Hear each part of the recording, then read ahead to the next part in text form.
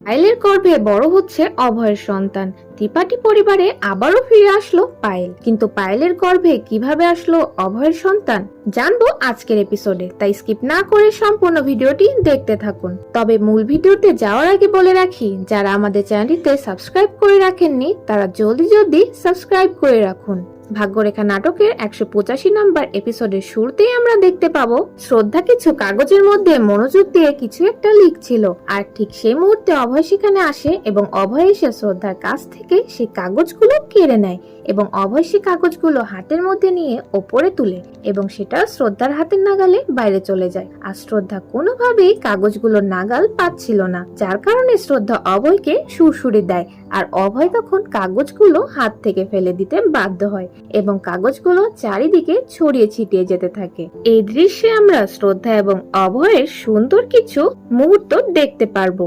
পরের দিন সকালে আমরা দেখতে পাই শ্রদ্ধা অভয়ের জন্য ফল নিয়ে এসেছে এবং বলছে, তুমি ফলগুলো খাও, আমি তোমার জন্য নাস্তা নিয়ে আসছি। তখন অভয় শ্রদ্ধাকে আটকায় এবং বলে, তোমাকে রাস্তা রেডি করতে হবে না। অভয় তখন সেই ফলগুলো শ্রদ্ধাকে খাইয়ে দেয় এবং নিজেই খায়। তারপর তারা দুজনে মিলে ঈশ্বরের কাছে প্রার্থনা করে। এর পরের সিনে আমরা দেখতে পাই 20 দিন পর ত্রিপাঠী পরিবারের সুন্দর একটা অনুষ্ঠানের আয়োজন করা হয়েছে। সেখানে পরিবারের সবাই উপস্থিত ছিল আর সবাই মিলে কেক কাটছে। আসলে শ্রদ্ধা যে মা হতে চলেছে এটা নিয়ে তারা উদযাপন করছে। সবাই অনেক আনন্দ উল্লাসে মেতে উঠেছে, কিন্তু ঠিক সেই সময়ে বাড়িতে পায়েল উপস্থিত হয়। আর পায়েলকে দেখে বাড়ির সবাই অনেক অবাক হয়ে যায়। ঠিক তখনই পায়েলকে দেখে সবাই বলতে থাকে, তুমি এখানে কেন?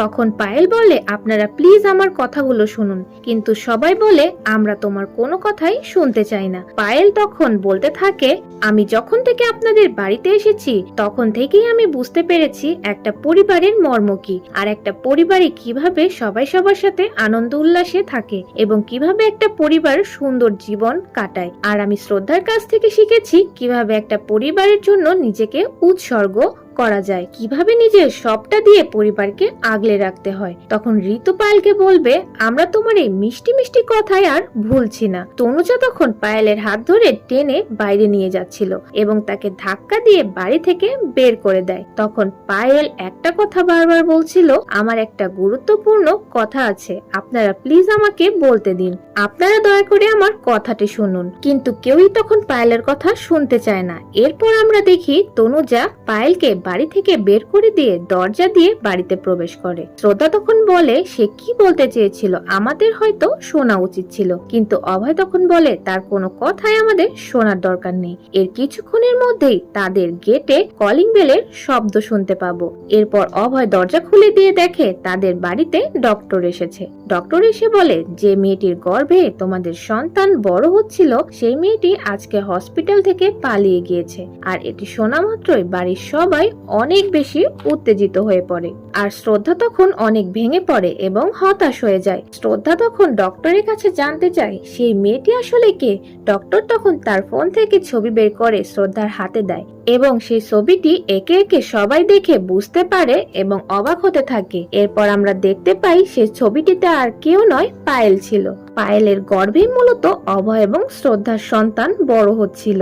অভয়ের বাবা তখন বলে, হসপিটালের গাফিলতির কারণে এত বড় ভুল হয়েছে। তিনি অভয়কে বলেন, অভয় তুমি এখনই পুলিশকে ফোন দাও। কিন্তু ডক্টর তখন বলে, আপনারা প্লিজ পুলিশকে ফোন দেবেন না, এতে করে আমার লাইসেন্স চলে যেতে পারে। আপনারা আমাকে একটু সময় দিন, আমি সবকিছু ঠিক করে দেব। এটি বলে ডক্টর সেখান থেকে চলে যায়। এর কিছুক্ষণের মধ্যে বাড়ির সবাই খেয়াল করে শ্রদ্ধা সেই স্থানে নেই।